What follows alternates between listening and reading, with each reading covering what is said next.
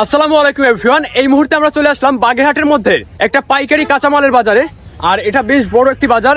আর এইখানে হচ্ছে truck load হচ্ছে, এই যে তারা লোড করতেছে। এখানে অনেক মাল আছে এইখানে, পুরো অনেক রাস্তা জুড়ে ওই পর্যন্ত, একদম ওই কর্নার পর্যন্ত পুরো বস্তা ভরা ভরা। আর এইখান থেকেই পুরো বাংলাদেশে সাপ্লাই হয়। দেখুন এই মাল কোন জায়গায় যাবে?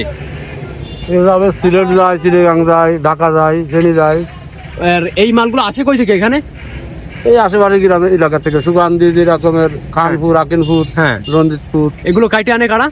চাষির আনে। চাষিরা কাইটে আনে আপনাদের কাছে কি পাইকারি বিক্রি করে নাকি? আপনারা কিনে রাখেন, তারপরে হচ্ছে সিলেট, চট্টগ্রাম এইসব জায়গায় যায়। হ্যাঁ, আচ্ছা আচ্ছা। আর বাগেরহাটের মধ্যে এটা কত বছর ধরে এইভাবে চলছে?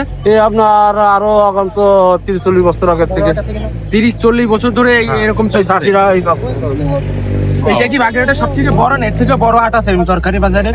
আমাকে এলাকার ভিতরে এই যে বাগেরহাট, এই যে বাগেরহাট কানার